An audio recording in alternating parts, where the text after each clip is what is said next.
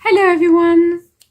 So today we are celebrating something called Pentecost. Now it sounds like a very complicated word, but basically Pentecost is a Greek word that means 50 days. Because at the time of Jesus, the Jewish people would celebrate the 50th day after the previous festival of Passover. If you remember, at the time of Jesus' death and resurrection, what we call Easter, this happened during a Jewish festival called Passover. So Pentecost is 50 days after the time Jesus died and resurrected, after the Passover. During those 50 days, Jesus' followers had a chance to meet with the resurrected Jesus, and they also saw him going up to heaven with God. But before he left, Jesus promised us that he would ask God to send us the Holy Spirit to be with us all forever. So that's exactly what happened at Pentecost. On this day, every year, we remember and we celebrate the time when God sent the Holy Spirit to be with us all. So let's have a look at the story.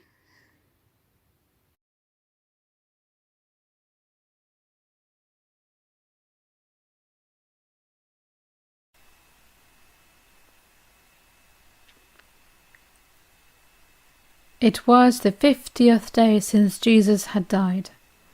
Mary and the disciples were all gathered together, as they did every year, for the festival of Pentecost. They had seen Jesus die, then rise again, and then taken up to heaven. But today they were all locked up in one room together, when suddenly a very loud noise, like the rushing of wind, interrupted them in the room and around the whole house. Then divided tongues, looking like fire, started to appear among them. It didn't burn them or hurt them. It danced around and began to rest on each one of them. At that moment, they were all filled with the Holy Spirit.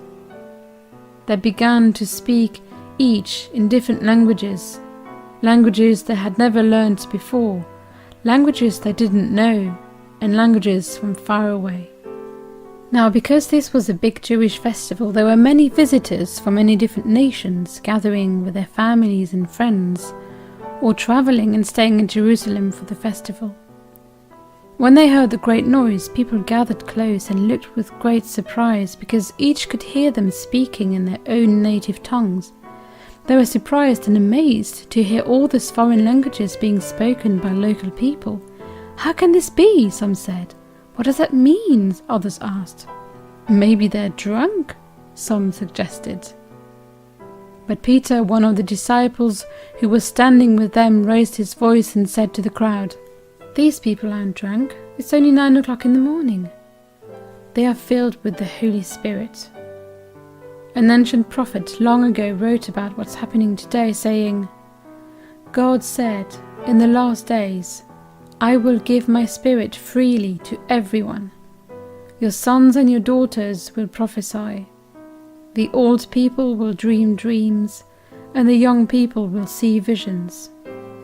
When the time comes, I will give my spirit to everyone, even to my servants, both men and women, and they will prophesy. I will show miracles in the sky and on the earth, and then the great and glorious day of God will come, and anyone who asks God for help will be saved." Because of the events that took place at Pentecost, every one of us is gifted with the Holy Spirit in our lives. We may not see her like those tongues of fire anymore, but she is within us and around us.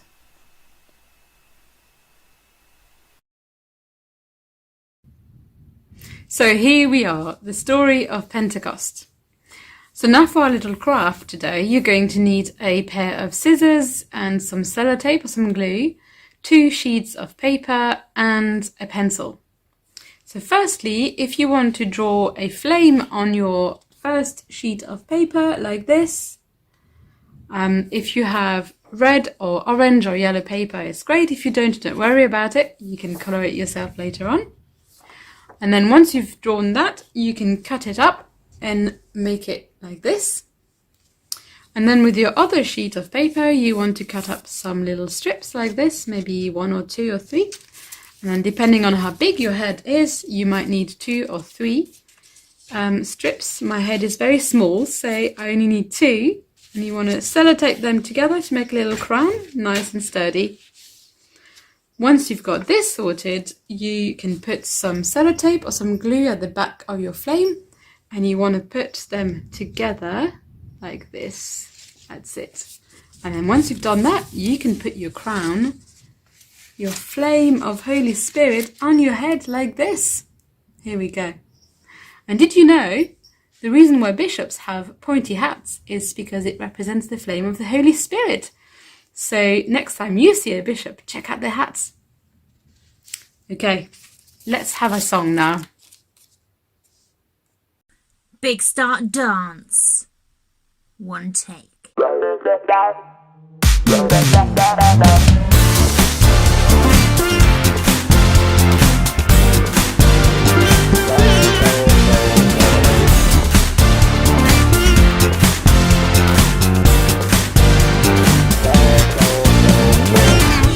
Did you know? What? The Holy Spirit is our God living inside us. Did you know? What? We are the church and we're shining in the darkness. Holy Spirit, help us to share God's love. God's love. Power to glow, glow, glow. Power to glow, glow, glow. By the Holy Spirit, we are all empowered to glow, to glow. Did you know? What? The Holy Spirit is alive and always with us. Did you know? What?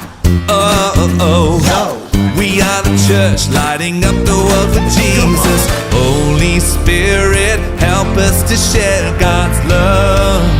God's love. Power to glow, glow, glow. Power to glow, glow, glow. By the Holy Spirit, we are all empowered to glow, to glow. Throughout our history, now no more mystery. The same Spirit lives in me. Holy glow, holy glow. Get up and glow from my head to my toes. Pass on the glow, don't go with the flow. Glow on and on, glow in the dark. On your marks, get set, glow.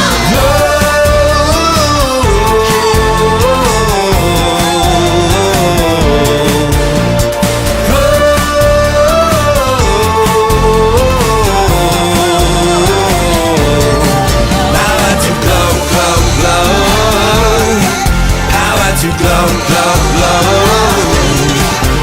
By the Holy Spirit, we are all empowered to glow, to glow. Power to glow, glow, glow.